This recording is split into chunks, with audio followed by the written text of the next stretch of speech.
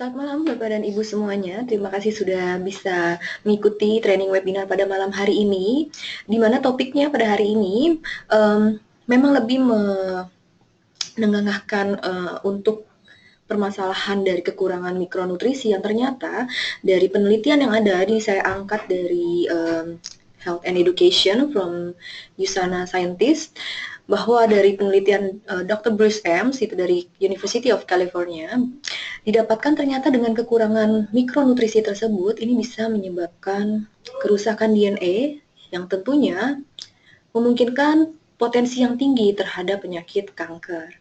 Baik, tentunya terima kasih sudah bisa mengikuti training webinar pada malam hari ini bersama saya, Dinda Restiani.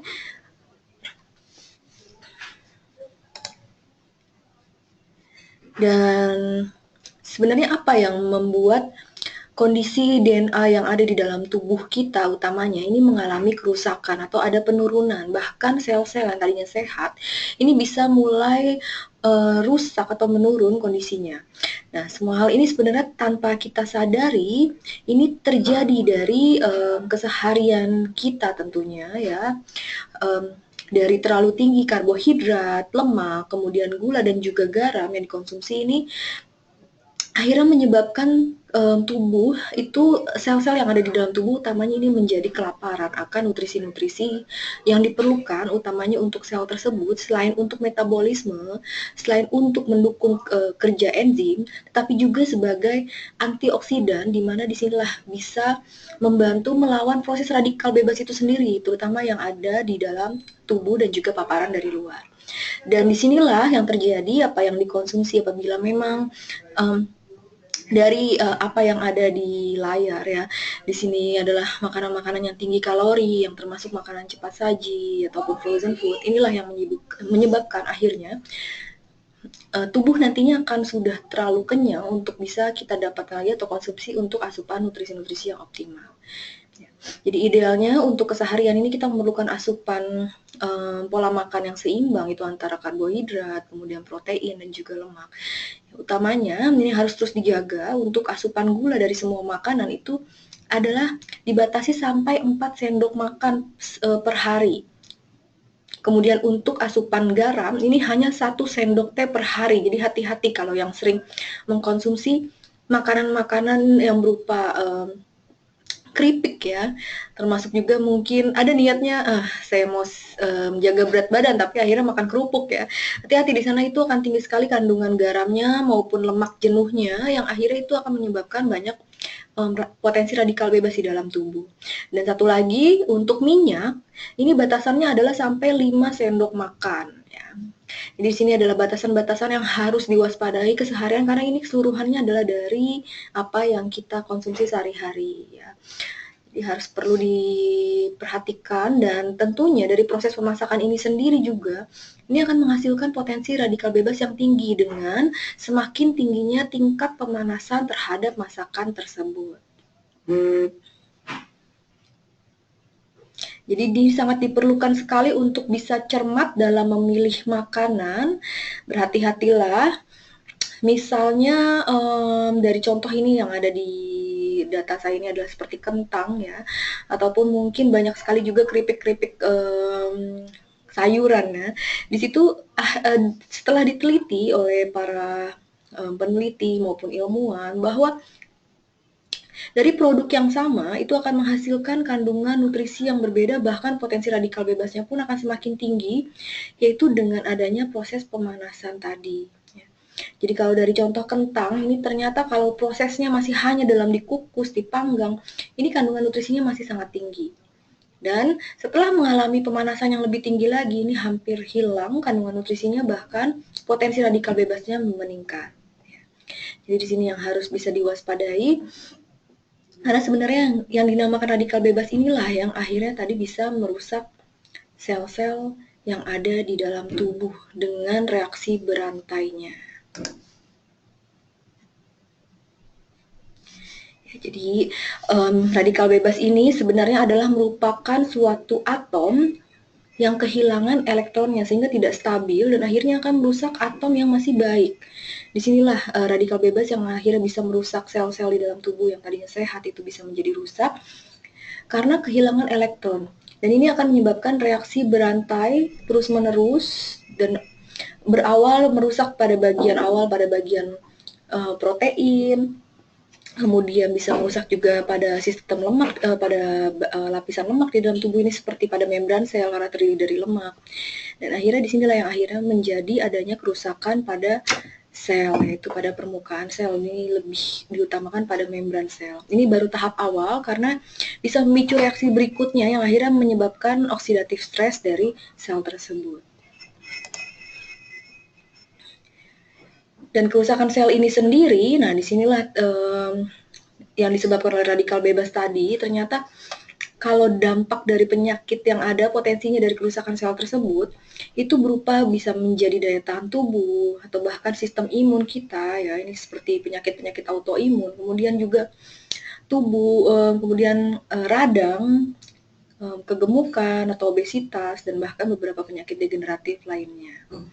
Dan radikal bebas itu juga disebabkan karena dari obat-obatan yang dalam jangka panjang dikonsumsi. Nah, ini akan menimbulkan bahaya radikal bebas itu sendiri juga dari metabolismenya di dalam tubuh.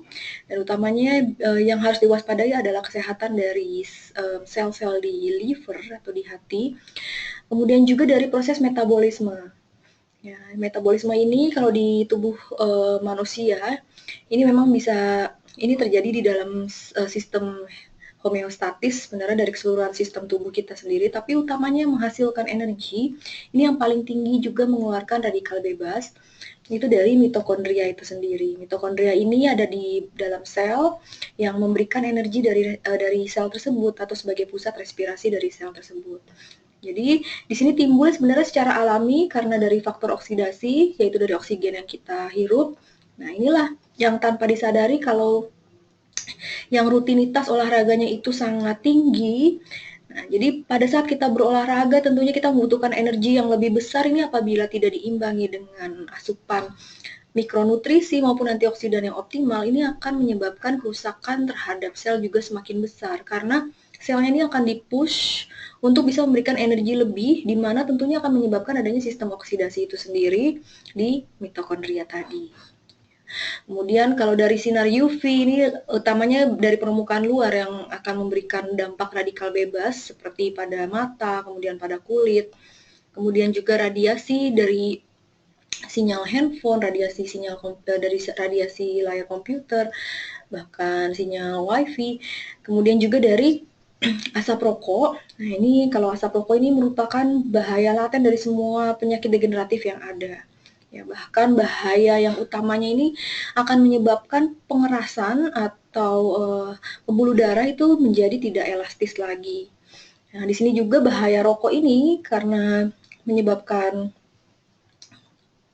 elastisitas menurun dan juga akhirnya bisa menyebabkan kondisi lemak jenuh yang berupa LDL atau kolesterol jahat itu bisa melekat di dinding pembuluh darah. Nah, ini kondisinya bisa semakin tinggi potensinya apabila tinggi kolesterol dan juga merokok juga gitu ya. Jadi akan semakin besar potensi yang terjadi.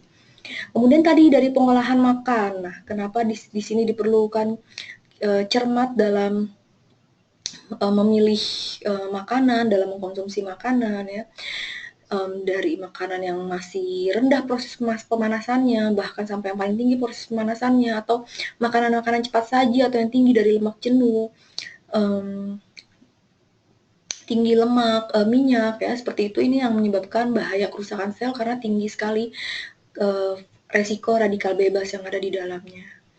Kemudian juga dari polusi yang ada, tentunya ini adalah bahaya-bahaya dari bahan kimiawi ya, yang berbahaya untuk tubuh seperti timbal. Ini yang menyebabkan racun sebenarnya di dalam tubuh yang merupakan juga sebagai bahaya radikal bebas pada sistem tubuh kita.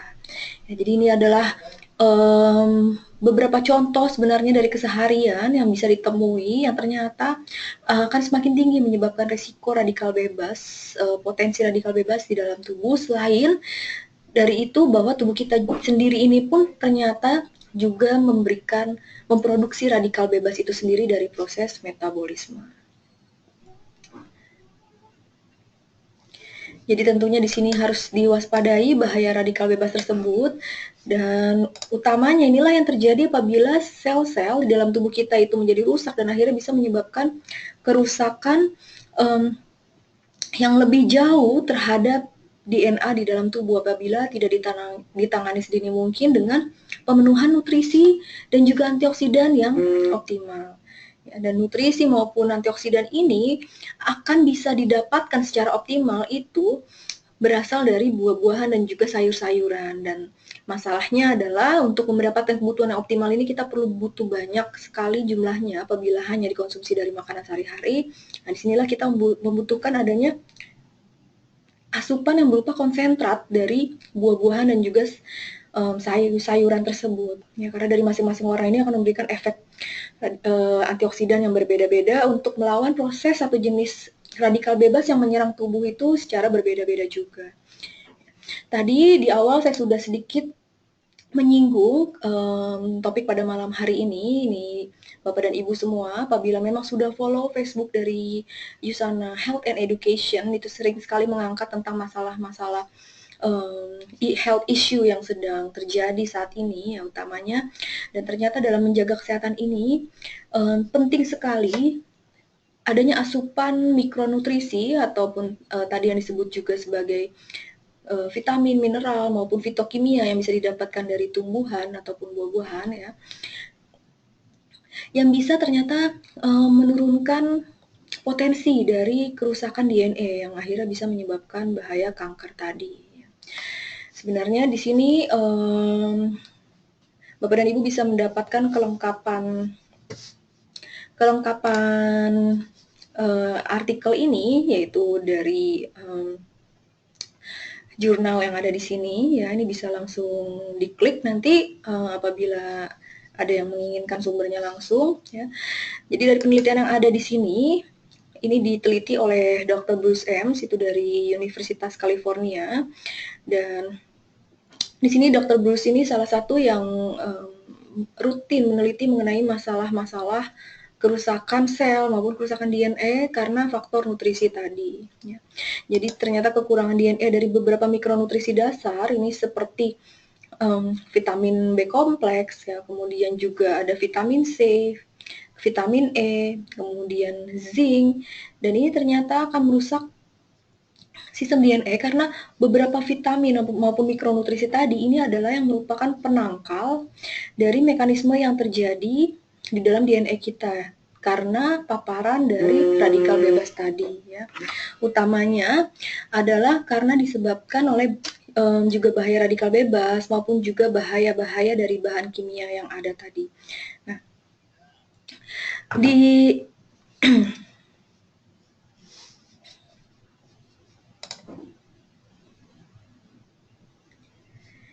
dan kondisinya dalam menyebabkan kanker di dalam tubuh karena beberapa proses dari metabolisme tadi yang akhirnya menyebabkan faktor kerusakan terhadap sel-sel di dalam tubuh maupun akhirnya sampai pada satu rantai DNA. Ini adalah karena bahaya pembakaran yang tidak sempurna yang dikarenakan beberapa mikronutrisi tadi itulah yang diperlukan sebagai penangkal dari bahaya bahan kimia maupun radiasi tadi ya. Jadi penyebabnya utamanya adalah karena karsinogen, yaitu pembakaran yang tidak sempurna. Ya, jadi disinilah bahwa molekul yang terjadi di sini menjadi sangat reaktif karena kehilangan elektron. Jadi utamanya memang disebabkan terlebih dahulu dari radikal bebas. Kemudian karena terjadi adanya proses oksidatif stres sel, ini akan merubah struktur molekul itu sendiri. Dan akhirnya akan menimbulkan kanker.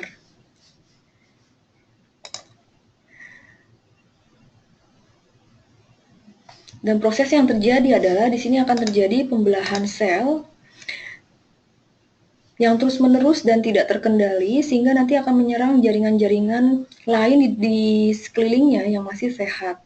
Dan kemudian bahkan melalui sirkulasi darah ini bisa bermigrasi ke tempat yang organ yang lebih jauh lagi. Jadi prosesnya ini akhirnya bisa berantai dan tidak terkendali. Ya, jadi penyebab utamanya pertama kali di sini disebabkan karena adanya kerusakan DNA. Yang awal muasalnya itu adalah disebabkan karena adanya kerusakan dari sel. Kemudian akhirnya menyebabkan mutasi dari genetik tersebut, yang akhirnya menyebabkan kerusakan dari siklus di dalam sel itu sendiri. Nah, disinilah timbul yang disebut dengan kanker. Penyebabnya, ini utamanya memang ada faktor juga disebabkan oleh faktor genetik. Ini hanya sekitar 5-10%. Kemudian dari faktor lingkungan itu sendiri utamanya ini yang paling besar. Ya. Jadi kalau dari data yang ada, ini tembakau atau rokok itu bisa menyebabkan kondisi tersebut sampai 30% untuk potensi dari kanker itu sendiri. Kemudian juga diet dan obesitas. Jadi disinilah juga salah satu faktor yang Bapak dan Ibu bisa lihat. Jadi utamanya di sini karena adanya kekurangan dari mikronutrisi tadi. Ya, mikronutrisi tadi pertama ini untuk bisa membantu dalam melawan radikal bebas ini dari tembakau, dia sebagai antioksidan. Kemudian pada mereka yang melakukan diet, berat badan, kekurangan nutrisi, obesitas ini memiliki ketidakseimbangan asupan nutrisi ya. Jadi semuanya ini adalah dasar akibat kekurangan mikronutrisi yang diperlukan oleh tubuh tadi sehingga akhirnya bisa menyebabkan kerusakan terhadap DNA di dalam tubuh. Ya. Jadi kalau dari pola diet, kemudian kegemukan atau obesitas ini bahkan 30-35%. Kemudian karena adanya infeksi ini 15-20%, radiasi, stres, kurang aktivitas dan juga bahkan polutan dari lingkungan. Ini semuanya adalah faktor radikal bebas yang dampaknya sekali lagi adalah sampai 95% ini merupakan faktor resiko dari kerusakan DNA yang akhirnya bisa menyebabkan potensi kanker tadi. Dan kanker di sini juga merupakan penyebab kematian terbesar di dunia ya, karena memang kejadian ini sebenarnya tanpa disadari akibat pola hidup yang tidak sehat atau kurang sehat terus-menerus, bukan cuma sebulan 2 bulan, tapi ini kondisinya sudah terus-menerus bisa bertahun-tahun tanpa disadari dan tidak ada perubahan atau penanganan yang khusus, terutama dalam memberikan asupan nutrisi yang optimal tadi, yaitu dari kecukupan mikronutrisi maupun antioksidan secara optimal. Yang sulit memang kita dapatkan kalau hanya dari makanan saja. Jadi di sini tentunya diperlukan asupan yang optimal itu dari tambahan suplementasi. Baik, kalau Bapak dan Ibu semua bisa lihat di sini, ini adalah sebagai faktor solusi bagi manusia ya utamanya kita semua untuk bisa mendapatkan kecukupan mikronutrisi maupun fitokimia. Ya, jadi mikronutrisi ini terdiri dari vitamin, mineral, kemudian juga antioksidan yang bisa kita dapatkan dari fitokimia atau fitonutrisi dari buah maupun juga dari sayuran. Dan disinilah kita perlu bermacam-macam mikronutrisi tersebut yang berwarna-warni tentunya. Tapi sekali lagi, jangan digantungkan semua pada suplementasi ya, karena memang sebenarnya kalau suplementasi utamanya di USANA ini kita dapatkan konsentrat dari natural ingredients, tapi diperlukan juga adanya perubahan pola hidup secara holistik. Jadi kalau holistik ini berarti harus ada perubahan pola hidup secara keseluruhan ya utamanya, bisa menghindari alkohol, ada olahraga rutin minimum 3 kali seminggu, istirahat yang cukup itu sampai 8 jam ya, minimum 6 jam per hari, kemudian juga tidak merokok, batasi asupan kopi, teh, soda ya. Kemudian kembali lagi kecukupan dari antioksidan. Nah, kenapa kita perlu adanya kecukupan antioksidan? Karena sekali lagi utamanya disinilah manusia bisa menjaga keutuhan dari kesehatan dari DNA-nya, bahkan kesehatan dari siklus selnya itu sendiri, itu berasal dari antioksidan, di mana antioksidan ini terdiri dari 2 jenis. Ya, jadi yang pertama ada yang primer dan kemudian ada yang sekunder. Karena sekali lagi di sini banyak sekali peneliti yang percaya bahwa reaksi pembentukan radikal bebas inilah yang menjadi penyebab utama yaitu terjadinya penuaan, penyakit degeneratif, bahkan tadi sampai menyebabkan potensi dari kanker. Jadi contohnya kalau di sini molekul radikal bebas ini mengambil elektron dari DNA, dari materi genetik. Nah, inilah yang akan merubah struktur dari DNA tersebut. Nah, ini yang dinamakan juga sebagai oksidasi. Jadi kalau sudah rusak DNA, ini tidak akan kembali menjadi DNA yang normal lagi. Malah nantinya bisa berbahaya. Dia bisa mengarah pada pertumbuhan sel yang abnormal. Jadi kita tidak hanya diserang radikal bebas saja pada saat bernafas, tapi juga dari sumber-sumber lainnya tadi. Nah, disinilah makanya dibutuhkan adanya tambahan antioksidan. Jadi, antioksidan ini sendiri, inilah substansi yang diperlukan tubuh. Fungsinya untuk menetralisir radikal bebas, mencegah kerusakan, kemudian juga agar menjaga supaya sel tersebut bisa tetap normal, utamanya tadi dari membran selnya itu sendiri. Karena radikal bebas ini menyerang protein maupun lemak. Nah, ini ada semua unsurnya di dalam sel. Dan antioksidan inilah yang nantinya akan menstabilkan radikal bebas. Nantinya dia bisa melengkapi kekurangan elektron yang dimiliki oleh radikal bebas itu. Jadi, ini menghambat terjadinya reaksi berantai. Antioksidan yang jenis ini, inilah yang disebut sebagai antioksidan sekunder. Dia yang menghentikan reaksi berantai. Ini bisa kita dapatkan dari bahan-bahan yang berasal dari buah dan sayuran, dari warna-warna yang ada di dalamnya, yang disebut juga sebagai fitokimia tadi. Ya. Kemudian juga kan tipenya banyak sekali antioksidan ini, maka mereka bisa bekerja bersama dalam melindungi sel normal, proses-proses metabolisme di dalam tubuh, termasuk organ-organ tubuh yang berbeda, ini kebutuhannya pun akan berbeda jenis antioksidannya. Fungsinya memang untuk menetralisir radikal bebas itu, dan utamanya kalau yang primer ini sebenarnya juga di dalam tubuh sudah bisa diproduksi sendiri, tetapi dalam batas kita bernafas saja. Ya, itu pun tidak bisa menghentikan proses penuaan. Sekali lagi banyak sekali kekurangan dari antioksidan, sehingga yang namanya proses penuaan ini tidak bisa dihentikan sama sekali, tetapi hanya bisa diperlambat kondisinya. Ya, makanya dengan pola hidup yang sehat, kecukupan mikronutrisi yaitu vitamin, mineral, dan juga antioksidan, inilah yang bisa membantu tubuh dalam memperlambat proses penuaan, bahkan menjaga sel-sel di dalam tubuh maupun DNA di dalam tubuh.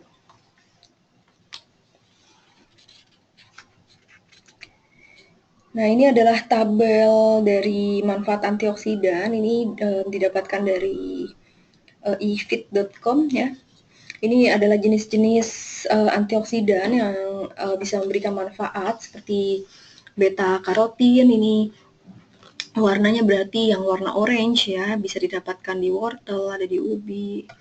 Nah, kemudian juga ada di dalam bayam ya, di sayuran hijau dan buah-buahan juga masih ada kandungannya. Jumlah kadarnya tentunya akan berbeda-beda dari setiap tumbuhan. Makanya biasanya kalau diambil konsentrat itu kita ambil dicari yang paling tinggi beta karotin. Misalnya beta karotin ini paling tinggi banyak di dalam wortel. Nah, ini biasanya akan diambil konsentratnya nanti dari wortel atau beberapa jenis buah dan sayuran yang mungkin sudah diteliti oleh para ilmuwan, utamanya yang paling baik, paling tinggi kandungannya itulah yang akan diambil konsentratnya. Vitamin C ini banyak sekali juga di jenis-jenis buah dan sayuran, ya utamanya ini yang berwarna kuning ya, ini akan bisa menghambat dari produksi zat kanker itu sendiri, dipercaya seperti itu. Ya, kemudian untuk vitamin E ini membantu dalam melindungi jaringan dari proses penuaan dini. Ya. Banyak sekali di dalam kacang-kacangan, minyak ikan. Kemudian untuk selenium ini juga baik dalam perlindungan melawan kanker, kuprum atau tembaga. Ini juga bagus dalam melawan radikal bebas jenis SOD atau superoxide dimutase. Kemudian zinkum atau seng ini juga sama bekerja bersama kuprum untuk melawan radikal bebas jenis superoxide dismutase, dan mangan ini juga akan bekerja melawan radikal bebas superoxide dismutase. Ya, ini adalah beberapa manfaat-manfaat dari vitamin, mineral maupun fitokimia atau fitonutrisi yang penting, utamanya mikronutrisi tadi dibutuhkan oleh tubuh dalam menjaga kesehatan sel yang optimal. Kemudian Bapak dan Ibu semua juga bisa mendapatkan data berikut ini. Ini diambil dari crnusa.org ya. Ini bisa diklik nanti langsung di link ini, bahwa dari penelitian yang ada di sini para ilmuwan percaya ini setelah dilakukan penelitian ada penurunan resiko dari penyakit-penyakit degeneratif yang ada di sini, yaitu penyakit jantung koroner, diabetes, mata, katarak ya, lebih jauh ke katarak ataupun karena mata tua, dan juga osteoporosis. Yaitu dengan adanya kecukupan mikronutrisi maupun fitokimia tertentu seperti fitosterol, ini jenis fitokimia juga, yaitu bioflavonoid, ini bisa didapatkan dari tumbuhan, salah satu contohnya kalau dari buah itu biji anggur ya, ini jenisnya antosianidin, kemudian juga kromium picolinat. Ya, ini adalah jenis mineral yang diperlukan untuk menjaga sensitivitas dari insulin. Kemudian juga lutein dan zeaxanthin. Ya, ini dibutuhkan khususnya untuk kesehatan mata, karena lutein dan zeaxanthin inilah yang paling diperlukan sebagai antioksidan ataupun nutrisi yang diperlukan pada bagian makula, itu ada di area retina. Ya, justru disitulah yang harus dijaga keoptimalan nutrisi tersebut untuk bisa mencegah kondisi-kondisi kerusakan mata, utamanya seperti yang disebabkan dari radikal bebas, yaitu katarak. Dan kalau untuk mata tua, memang setiap orang akan secara manusiawi ya, itu alami, pasti akan mengalami yang namanya kondisi mata tua, tetapi tentunya akan ditekan kondisinya supaya tidak terlalu buruk ataupun bukan timbul di sebelum waktunya gitu loh. Jadi akan menghambat proses dari penuaan kondisi itu sendiri. Ini sampai 23% untuk dalam penurunan resiko dari kondisi mata tua. Kemudian juga untuk kesehatan tulang, ini seperti osteoporosis ya. Dan apabila mendapatkan kecukupan akan kalsium, vitamin D, dan magnesium nih bahkan bisa diturunkan resikonya sampai 18,6. Apalagi kalau asupannya ini bisa dikonsumsi sedini mungkin sebelum usia 30 tahun. Utamanya memang sejak remaja itu sudah mendapatkan kecukupan dari kalsium, vitamin D maupun magnesium. Harus ada keseimbangan ya. Kenapa? Karena kalsium ini butuh alat transport juga untuk bisa masuk ke tulang. Ya, sehingga kondisi pengeroposan tulang bisa ditekan. Nah, di bawah usia 30 tahun ini, secara teori memang peningkatan kepadatan tulang itu masih signifikan. Artinya, apabila sudah di atas 30 tahun, ini peningkatan kepadatan tulangnya itu sudah tidak signifikan lagi, tidak seperti pada fase-fase usia di bawah 30 ya, yang masih masuk, apalagi terutama yang masih masuk ke masa pertumbuhan. Jadi kalau sudah di atas 30 hanya bisa dibantu ditekan supaya tidak tambah buruk kondisinya ya, apabila sudah mengalami osteopenia ini supaya tidak tambah buruk ke osteoporosis yang seperti itu. Atau kalau baru di awal-awal osteopenia dan normal batasnya, itu masih bisa naik ke normal, tapi memang butuh pelan-pelan ya kalau sudah masuk usia 30 tahun ke atas ya. Dan di sana sendiri sudah ada penelitiannya pada remaja itu yang mengalami osteoporosis ini dengan kecukupan dari kalsium, vitamin D, dan magnesium, itu ada dari aktif kalsium, kepadatan tulangnya bisa kembali menjadi normal ya. Tapi di sini memang masih masuk pada usia remaja, di mana secara metabolisme itu masih ada proses pertumbuhan, jadi masih ada bisa secara signifikan terlihat hasilnya dengan baik. Oke, jadi disinilah kita membutuhkan adanya asupan mikronutrisi itu optimal ya, dimana tentunya kalau dari data yang optimal ini ada di atas kebutuhan AKG, artinya sudah di atas dari hanya sekedar pencegahan kekurangan. Jadi kalau hanya di batasan AKG ini dari Bruce Ames juga penelitiannya, beliau yang tadi juga meneliti bagaimana kekurangan mikronutrisi dapat menyebabkan kanker. Nah, disinilah ternyata dengan asupan mikronutrisi yang hanya di batas AKG saja, ini manfaat kesehatannya belum bisa didapatkan secara optimal. Contohnya ini diambil plasmanya dari plasma vitamin C. Ini kalau hanya dari batas yang rendah saja atau hanya untuk kecukupan AKG-nya saja, ini hanya untuk membantu tubuh dalam sintesa kolagen. Ya, di mana kolagen itu sendiri di atas usia 25 tahun sudah menurun. Tetapi belum bisa memberikan manfaat kesehatan yang lebih seperti daya tahan tubuh, stamina, ya. Bahkan untuk menjaga kesehatan jantung, seperti melindungi dari efek aterosklerosis atau pengerasan pada pembuluh darah tadi. ketidakelastisitasan dari pembuluh darah.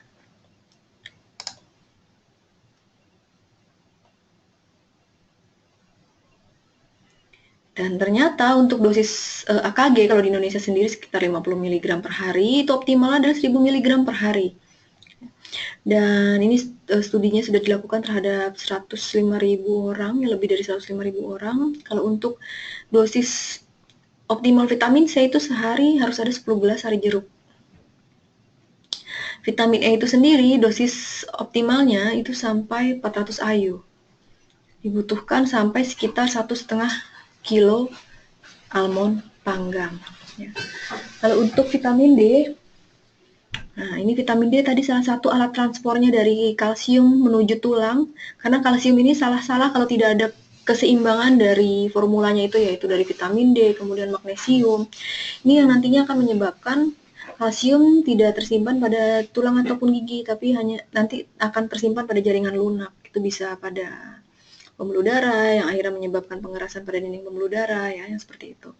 Di sini dibutuhkan vitamin D juga, ternyata bukan sekedar membantu kalsium masuk dalam tulang dan gigi, tapi juga bahkan menjaga keseimbangan daya tahan tubuh yang optimal, kemudian juga menjaga dari kesensitivitasan insulin, kanker, bahkan untuk penyakit jantung.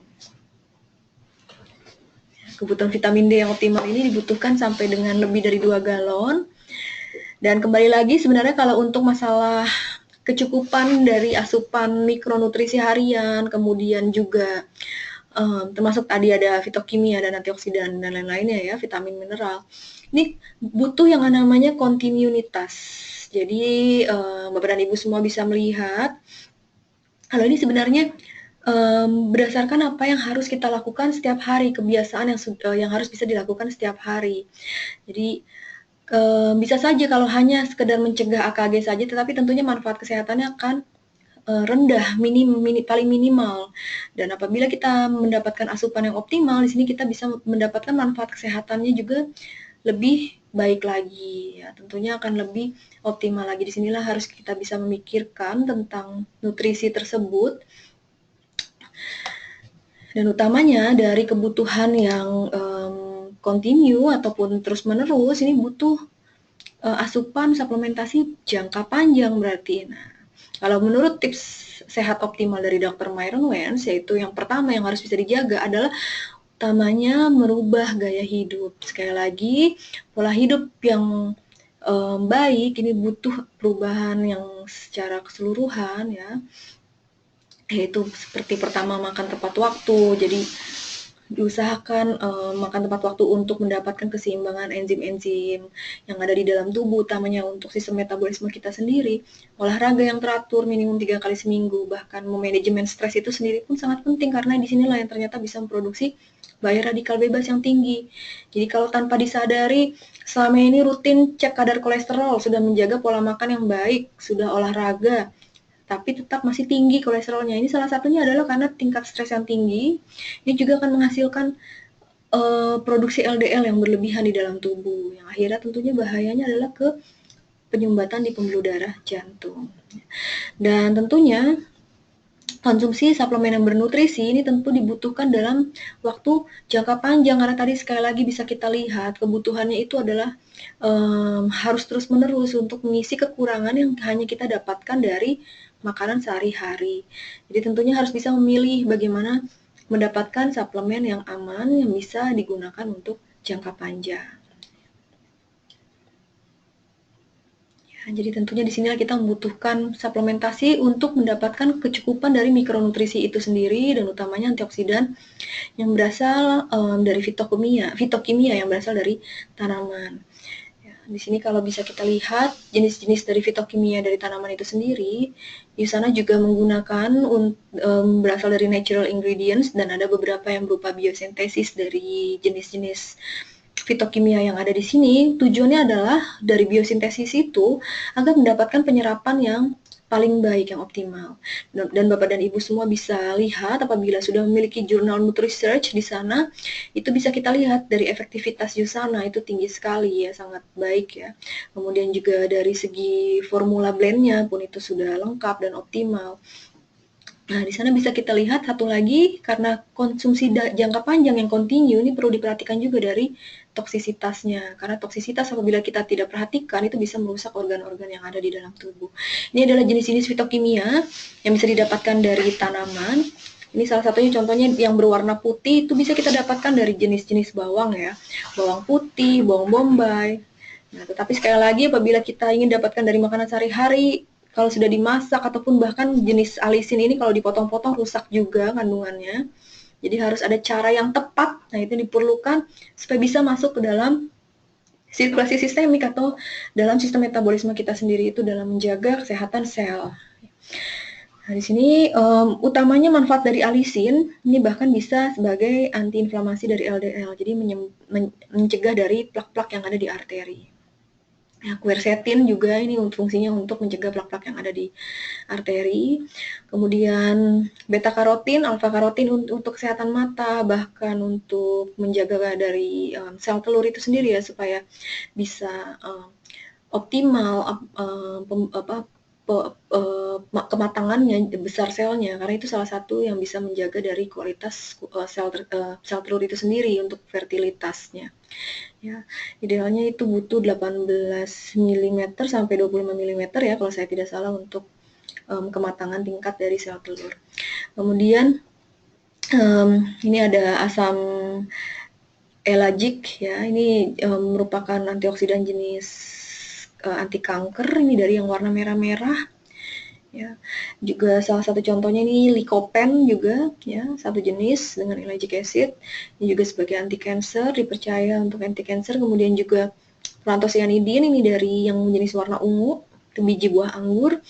Ini untuk pencegahan oksidasi LDL, jadi supaya LDL ini tidak melekat di dinding pembuluh darah. Kemudian juga tidak menumpuk terlalu tinggi di dalam pembuluh darah, dan juga sebagai membesarkan pembuluh darah, yaitu vasodilator. Dan lutein ini bisa didapatkan dari jenis yang warna hijau, juga zeaxanthin ini dipercaya untuk kesehatan mata, karena memang lutein dan zeaxanthin ini paling banyak jumlahnya, konsentrasinya itu ada di makula, areanya ada di dekat retina.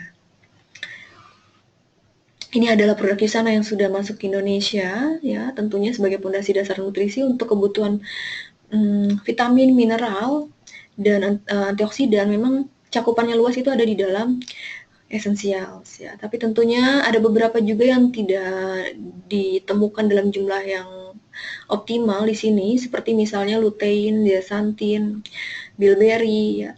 Ini jumlahnya optimal untuk menjaga kesehatan mata ada di dalam Visionex. Kemudian juga jenis antioksidan lainnya seperti milk thistle ya. Ini tidak ada di dalam essentials. Milk thistle ini sangat diperlukan, penting sekali menjaga kesehatan liver. Itu ada di dalam Hepasil DTX ya. Dan utamanya juga milk thistle ini bisa meningkatkan vitamin C dan juga kadar glutathione di dalam tubuh, itu yang paling diperlukan dalam proses detoksifikasi. Siapa sih yang butuh proses detoksifikasi? Tentunya semuanya memerlukan proses detoksifikasi ini, karena untuk membuang racun-racun yang adanya di area liver, dan utamanya untuk mereka yang sudah konsumsi obat jangka panjang, karena pasti yang namanya obat itu merupakan bahan kimia, maka akan ada residu yang tertinggal di liver. Ya, di sini USANA didirikan oleh Dr. Myron Wentz. Bahkan Dr. Myron Wentz ini utamanya memang menginginkan bagaimana masyarakat itu bisa terhindar dari penyakit. Ya, memang kedengarannya klise banget gitu ya. Tetapi sebenarnya disinilah usaha-usaha yang dilakukan Dr. Myron Wentz yang akhirnya bisa memberikan beliau itu penghargaan Albert Einstein Award. Ya, karena memang Dr. Myron Wentz ini sangat mengutamakan produk yang berkualitas tinggi, kemudian teknologinya pun terus-menerus diinovasi ya, untuk teknologi kita yang terbaru di USANA ini usia Usana yang ke-24 itu kemarin kita bahkan juga mengeluarkan teknologi intelligence ini yang bahkan untuk menjaga dari mitokondria itu sendiri supaya bisa didaur ulang, karena mitokondria kembali lagi tadi kalau menyimak, mitokondria ini pun yang akhirnya menghasilkan radikal bebas yang secara alami terjadi di dalam tubuh kita akibat dari proses oksidase tadi. Nah, di sini dengan teknologi yang terbaru bahkan mitokondria tersebut bisa di-renew. Ya, artinya bisa dibersihkan dari radikal bebasnya itu sendiri. Ya, jadi disinilah Dr. Marianus utamanya visinya memang untuk menjadikan Yusana ini sebagai keluarga yang paling sehat di muka bumi, dan dari kesehatan itu sendiri nanti akhirnya kita bisa memiliki kualitas hidup yang lebih baik lagi, tentunya juga dengan finansial yang lebih baik lagi. Yusana diproduksi secara pharmaceutical grade, yaitu produksi standar pembuatan obat, artinya dari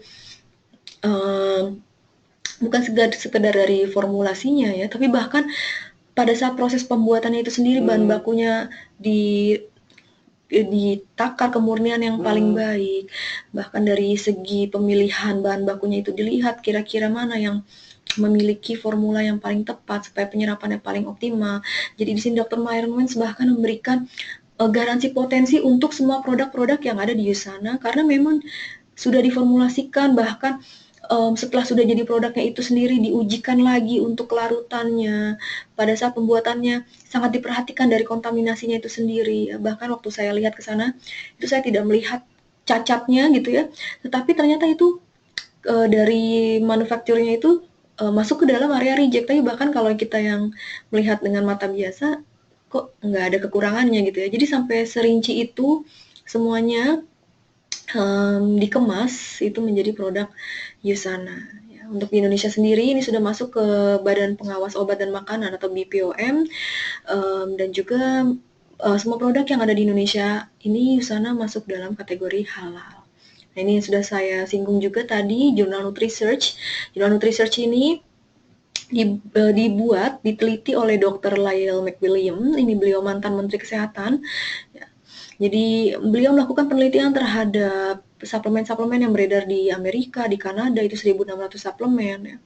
Di sana yang diteliti itu bukan Yusana saja, banyak sekali ya yang masuk ke dalam buku itu yang disaring sampai 500 jenis yang mendapatkan predikat 5 bintang gold. Ini juga bukan esensial saja, tapi ada beberapa jenis lainnya, tapi yang masuk Indonesia ini baru Yusana saja. Jadi Bapak dan Ibu bisa lihat parameternya yang penting diperhatikan, bukan sekedar efektivitasnya saja, tapi perlu diperhatikan juga dari toksisitasnya itu kembali ya, karena bahayanya adalah menyebabkan kerusakan organ lainnya tentunya ya, akibat toksisitas itu untuk jangka panjangnya. Dan disinilah yang diperlukan yang pertama dalam mendapatkan kecukupan dari mikronutrisi tadi, ini adalah dari Yusana Essentials. Ini terdiri dari 12 mineral, 25 vitamin, dan juga antioksidan. Bahkan ada jenis antioksidan yang dipatenkan, yaitu dari zaitun, ya ini dari biji zaitun, itu olive oil. Dikonsumsi sehari untuk relatif mineral ini, pagi langsung 2 tablet saja, siang 1 tablet. Semua dikonsumsi bersama makan, Essentials Mega diminum pagi 1, siang 1. Ya. Bapak dan Ibu semua yang sudah mendapatkan majalah Yusana, itu bisa dilihat di sana, ada beberapa kategori di situ FAQ untuk essentials yang sering timbul ya pertanyaan-pertanyaannya, sudah saya jawab semua di sana, yang mungkin bisa membantu Bapak dan Ibu semua dalam menjawab pertanyaan-pertanyaan mengenai essentials ini untuk diri sendiri maupun buat rekan Bapak dan Ibu semua ya. Dan di sini manfaat dari vitamin dan mineral itu kembali lagi, sekali lagi, utamanya adalah sebagai melawan dan memperbaiki dari kerusakan sel, utama sebagai pemenuhan nutrisi terhadap sel itu sendiri.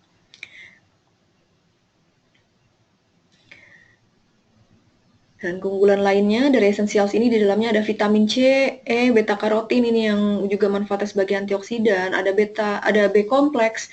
Ini untuk daya tahan tubuh dan metabolisme. Jadi jangan khawatir, minum Essentials ini justru akan meningkatkan metabolisme dari lemak, ya karbohidrat, sehingga mereka nanti bisa lebih mudah terbakar.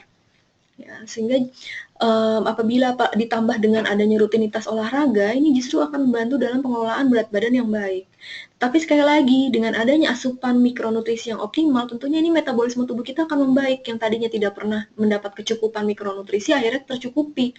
Nah, disinilah orang sehat, ciri-cirinya adalah pasti nafsu makannya bertambah. Nah, ini hanya adaptasi awal saja, perlu diperhatikan pada saat kondisi tubuh itu beradaptasi, jangan dirayakan dengan makan makanan yang kalorinya tinggi, tinggi gula, tinggi lemak. Justru harus kita jaga dengan tambahan asupan buah, sayur saja. Karena ini tubuh nanti akan beradaptasi dengan sendirinya, ya, macam-macam kondisinya. Tapi sekali lagi kalau kita sudah terbiasa dengan pola hidup yang sehat, kemudian mendapat asupan mikronutrisi yang optimal, faktor-faktor adaptasi tadi itu akan semakin rendah impact-nya. Jadi bahkan tidak merasakan sama sekali tubuh itu mengalami faktor adaptasi tadi. Ya, jadi justru dengan adanya kecukupan vitamin B kompleks dari essentials ini yang akan membantu tubuh dalam pengelolaan berat badan ya yang baik. Kemudian ada kalsium nih untuk mendapatkan kesehatan tulang dan gigi karena memang dibutuhkan untuk kesehatan tulang dan gigi.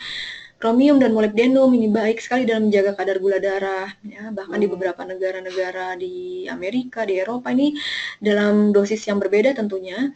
Kromium dan molibdenum ini digunakan juga sebagai pengelolaan berat badan, karena memang sensitivitas untuk metabolisme dari karbonnya juga sangat baik.